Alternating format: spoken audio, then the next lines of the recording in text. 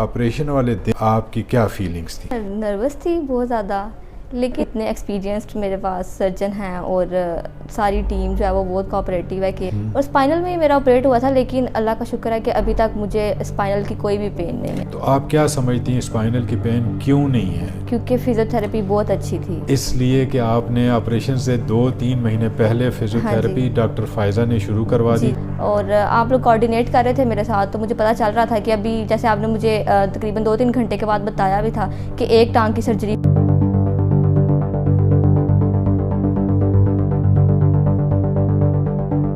क्या हाल है, आप ठीक हैं? जी मैं ठीक हूँ, आप कैसे हैं? Good, thank you very much.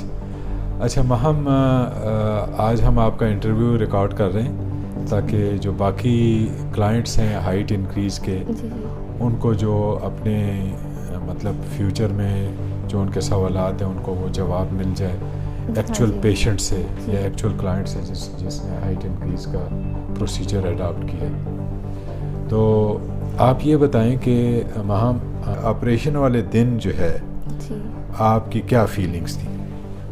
मैं नर्वस थी बहुत ज़्यादा, लेकिन मतलब मुझे ये भी था कि मतलब ठीक है इसके बाद मैं बिल्कुल ठीक हो जाऊंगी। और दूसरी मुझे सेटिस्फेक्शन बहुत ज़्यादा थी कि मतलब इतने एक्सपीरियंस्ड मेरे पास सर्जन हैं और सारी टीम जो है वो बहुत कोऑपरेटिव है, केयरिंग है, तो मुझे खास डर नहीं था, लेकिन मैं नर्वस ज़रूर थी। वो तो जाहिर सी बात है, हर कोई पैनिक होता है थोड़ा सा।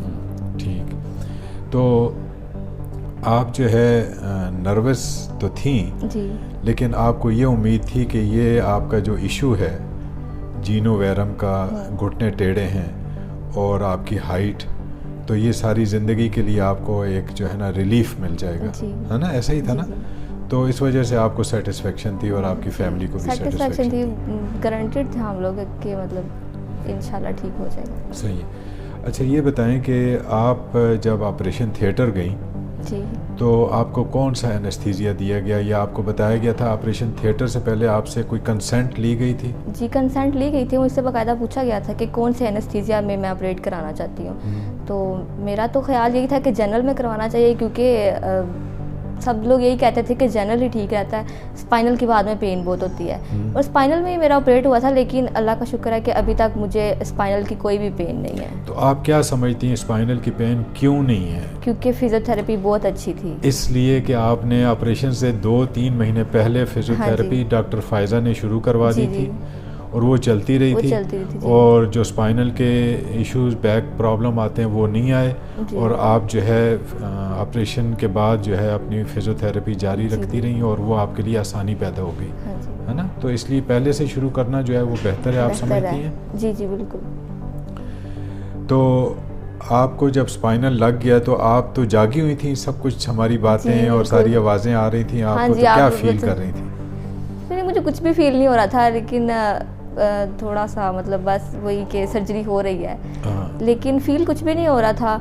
और आप लोग कोऑर्डिनेट कर रहे थे मेरे साथ, तो मुझे पता चल रहा था कि अभी जैसे आपने मुझे तकरीबन 2-3 घंटे के बाद बताया भी था कि एक टांग की सर्जरी हो गई है, तो तब भी मैं कॉन्शियस थी बिल्कुल। कोई भी इतना पैनिक होने वाली बात नहीं है इसमें। अच्छा, टोटल टाइम आपकी सर्जरी पे कितना लगा था अंदाज़न? 5 to 6 आवर्स लगे। 5 to 6 आवर्स, ठीक है। और सर्जरी के बाद जो है जब आप अपने कमरे में चली गई जी, तो आपको कोई दर्द शुरू हुआ?